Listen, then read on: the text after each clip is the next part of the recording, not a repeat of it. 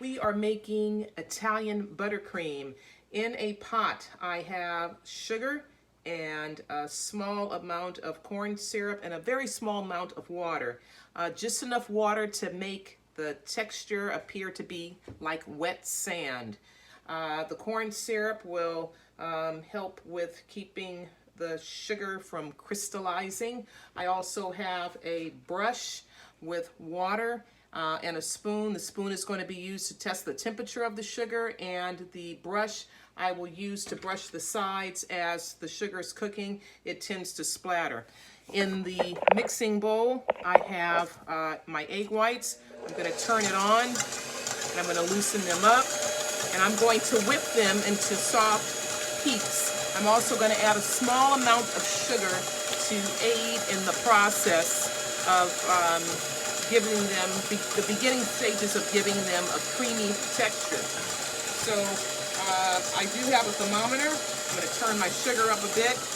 The goal is to have this going at the same time that you have your egg whites going. So if your sugar and egg whites are going at about the same time, and they're at the sugar's at the right temperature and the egg whites are at the proper speed, or the just right speed, then that will lead you to a nice soft meringue and cooked sugar at 240 degrees. I will use a digital thermometer that I have here, and I will put the probe into it just a little bit later. So as the sugar begins to cook, it's going to begin to splatter just a tad bit.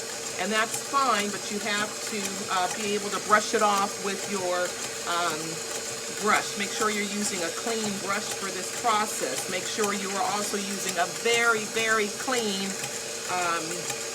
stainless steel pot.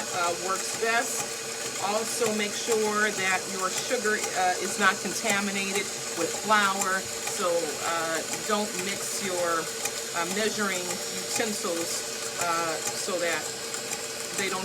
This sugar does not find. We don't find flour and other particles inside of your sugar. Okay. I'm going to turn this up just a tad bit.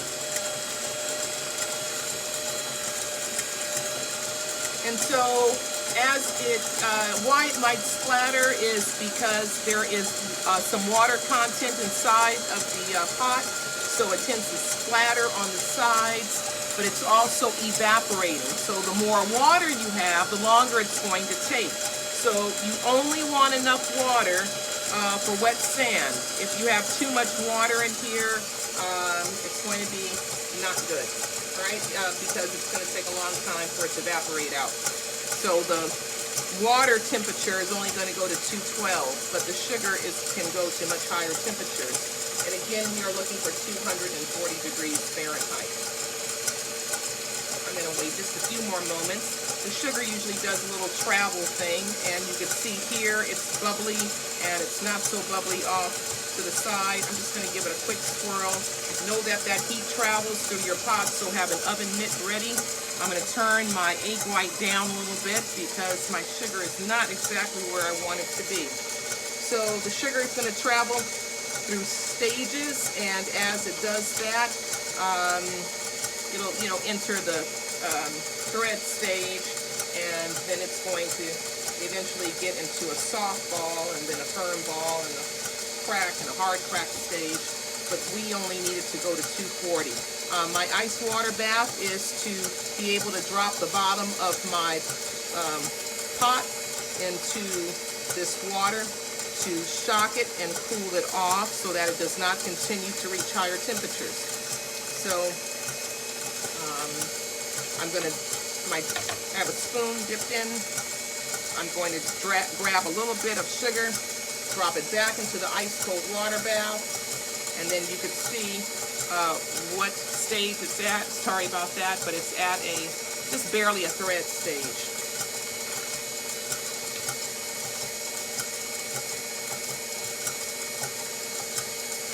If you over whip your whites, this will not work, so that's why I turned it down considerably until my sugar is a little bit closer to where I want it to be. But in the meantime, I am going to put my sugar inside.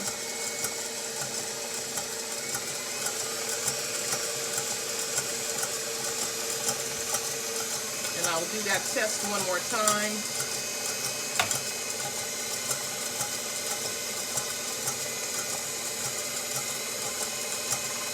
And let's see, it is, now it's close to a thread stage.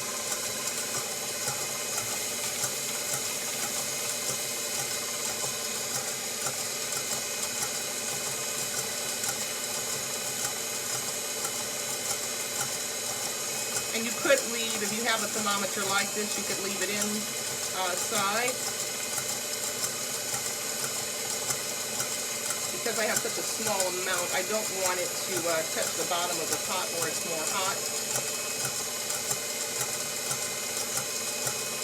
And you could use a candy thermometer.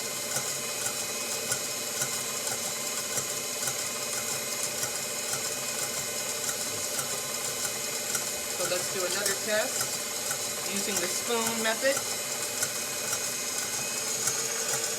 So because I'm closer, I'm going to get my egg whites, the softer peaks.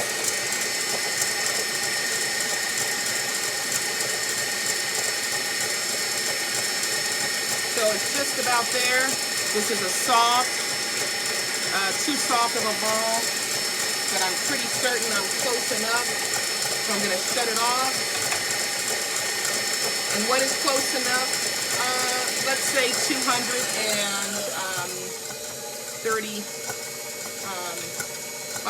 238 degrees, okay? Because that residual heat is going to keep it going. So there's my soft ball. So now I'm going to dip my pot into my ice water bath that I had here nearby.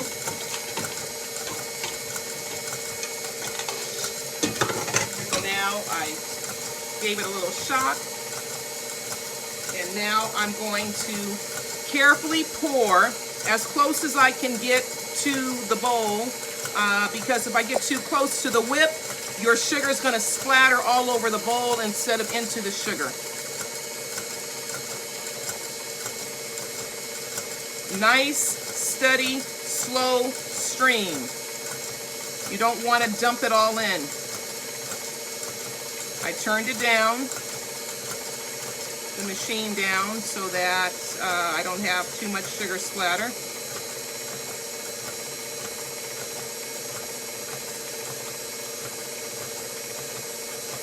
So just continue without stopping.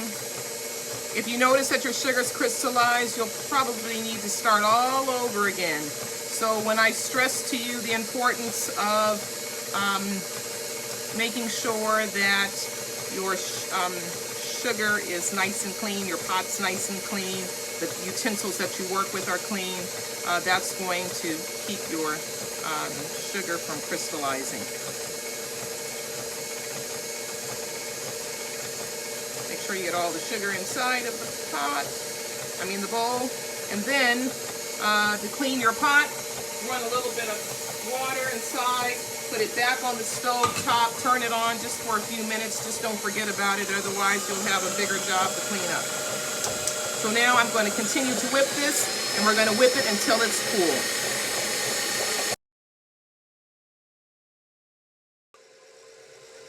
The meringue has cooled off. I could fill the bowl underneath. You also want to take a small amount and just put it on your wrist, and you could tell that it is nice and cooled off. So now I'm going to add my softened butter. I'm going to turn this up just a tad bit. And my goal is to emulsify. Add a small amount at a time.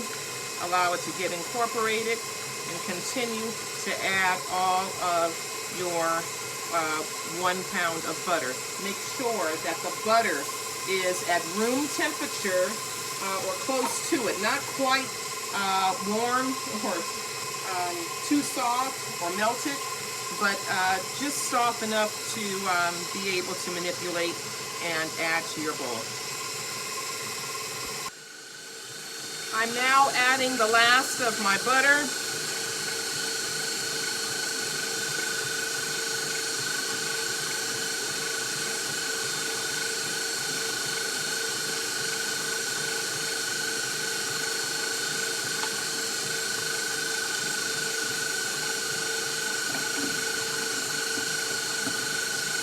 turn it off every so often. Make sure you scrape down the sides of the bowl to get everything incorporated.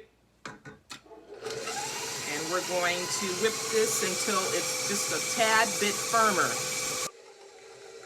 My buttercream appears to be ready now. It looks like it's a nice mixture, and it is has all the butter incorporated into it. Remove my whip attachment, and you could see that we have buttercream. So you could see the texture of that, I hope. Yes. And so now it's ready for the chocolate.